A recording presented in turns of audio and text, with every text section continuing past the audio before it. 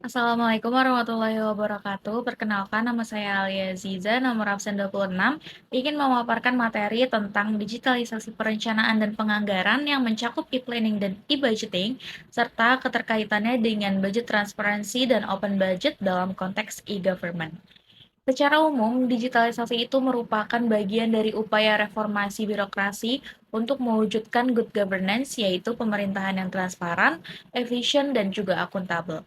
Menurut Keputusan Presiden Nomor 20 Tahun 2006, e-government adalah pemanfaatan teknologi informasi dan komunikasi dalam proses pemerintahan untuk meningkatkan kualitas penyelenggaraan pemerintahan dan pelayanan publik.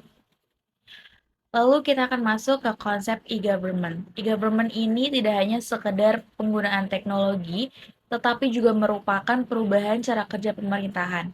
Pemerintah itu memanfaatkan sistem elektronik untuk memperbaiki hubungan dengan masyarakat, dunia usaha, dan juga pemangku kepentingan lainnya.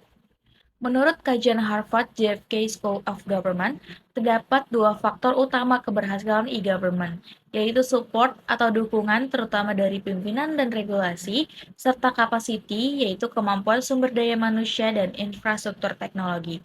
Tanpa dua faktor ini, penerapan sistem digital tidak akan berjalan optimal. Lalu, digitalisasi perencanaan dan penganggaran merupakan sistem berbasis teknologi informasi untuk menyusun, mengelola, dan memantau rencana pembangunan serta anggaran pemerintah secara elektronik.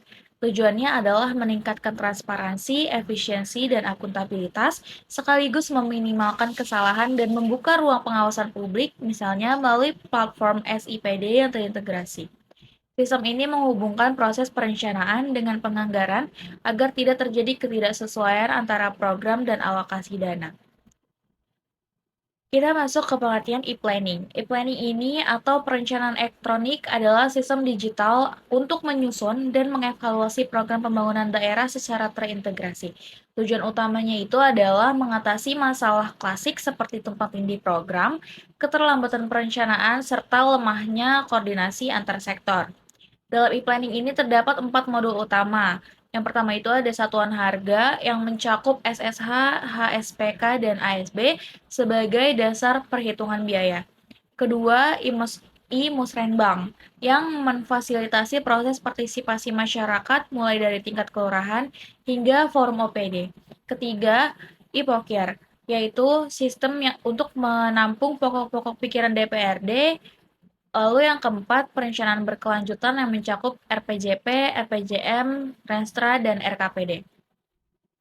E-planning ini menjadi alat penting bagi Bapeda dalam perencanaan, pengendalian, dan juga evaluasi pembangunan daerah, serta juga membantu integritas program antar OPD agar lebih sinkron dan terarah. Lalu, e-budgeting. E-budgeting itu merupakan sistem berbasis web untuk penyusunan, alokasi, pemantauan, dan pelaporan anggaran secara elektronik.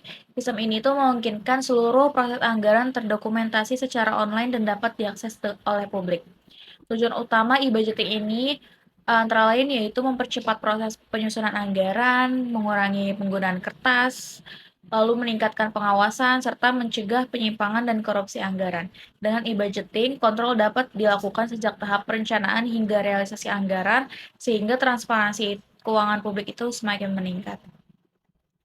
Lalu selanjutnya ada manfaat dan tantangan implementasi. Jadi manfaat utama digitalisasi ini meliputi transparansi informasi, efisiensi proses, akuntabilitas anggaran, integrasi perencanaan dan penganggaran, juga keakuratan data. Namun implementasinya juga masih menghadapi berbagai tantangan seperti keterbatasan infrastruktur teknologi, kompetensi SDM yang belum merata, juga lemahnya koordinasi antar instansi, resistensi terhadap perubahan budaya kerja, juga serta kurangnya komitmen pimpinan dan dukungan regulasi daerah. Selanjutnya, saya akan memaparkan tentang budget transparansi dan open budget.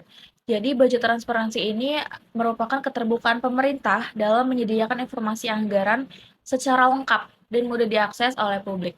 Sementara itu, open budget itu merupakan konsep yang lebih luas karena mencakup 3 pilar utama, yaitu transparansi, partisipasi publik, dan juga pengawasan anggaran. Dengan anggaran yang terbuka, masyarakat tidak hanya mengetahui informasi keuangan, tetapi juga dapat terlibat dalam proses perencanaan dan pengawasan. Hal ini penting karena anggaran publik itu bersumber dari uang rakyat, sehingga wajib dikelola secara terbuka dan bertanggung jawab. Ini masih ingin membahas tentang budget transparansi dan juga open budget. Karena isu ini tuh menjadi sangat penting seiring meningkatnya tuntutan publik terhadap keterbukaan dan akuntabilitas keuangan negara. Anggaran publik itu pada dasarnya bersumber dari pajak dan kontribusi masyarakat, sehingga pemerintah ini memiliki kewajiban moral dan administratif untuk membuka informasi tersebut kepada publik. Jadi, fokus utama budget transparansi itu tentunya adalah ketersediaan dokumen dan informasi anggaran mulai dari tahap perencanaan, pelaksanaan, hingga pelaporan dan pengawasan. Contoh penerapan transparansi anggaran itu antara lain adalah publikasi dokumen APBD, RKA, laporan realisasi anggaran, serta informasi belanja per program dan kegiatan. Dengan keterbukaan ini, masyarakat itu dapat mengetahui kemana anggaran dialokasikan dan bagaimana anggaran tersebut digunakan. Transparansi anggaran ini memiliki tujuan utama untuk membangun kepercayaan publik dan memungkinkan adanya akuntabilitas pemerintah. Ketika informasi anggaran terbuka, pemerintah tidak hanya bertanggung jawab secara administratif, tetapi juga secara sosial kepada masyarakat. Namun, transparansi anggaran saja belum cukup, maka disinilah konsep open budget atau anggaran terbuka menjadi relevan. Open budget ini merupakan konsep yang lebih luas dibandingkan budget transparansi seperti yang tadi sudah saya bahas.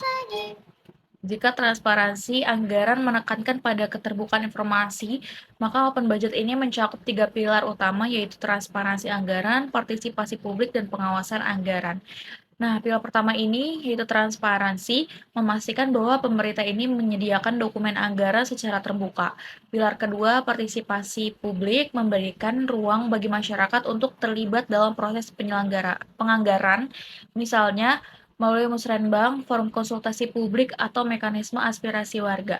Pilar ketiga, pengawasan anggaran dilakukan oleh lembaga formal seperti DPRD dan BPK, serta oleh masyarakat dan media. Dalam praktiknya, open budget bertujuan untuk memastikan bahwa keputusan anggaran benar-benar mencerminkan kebutuhan dan prioritas masyarakat, bukan hanya kepentingan birokrasi atau elit tertentu. Oleh karena itu, open budget sering dijadikan indikator kualitas tata kelola keuangan publik di suatu negara atau daerah. Jika dilihat hubungan antar keduanya, dapat disimpulkan bahwa budget transparansi merupakan fondasi dari open budget. Tanpa transparansi, partisipasi dan pengawasan tidak mungkin berjalan efektif. Namun, open budget melangkah lebih jauh dengan menempatkan masyarakat sebagai aktor aktif dan siklus penganggaran, bukan sekedar penerima informasi. Sebagai penutup, di sini dapat saya simpulkan bahwa digitalisasi perencanaan dan penganggaran melalui e-planning dan e-budgeting merupakan fondasi penting dalam mewujudkan transparansi anggaran dan open budget. Jika didukung oleh komitmen pimpinan, SDM yang kompeten, serta regulasi yang memadai, sistem ini dapat meningkatkan kepercayaan publik dan kualitas tata kelola pemerintahan. Terima kasih. Wassalamualaikum warahmatullahi wabarakatuh.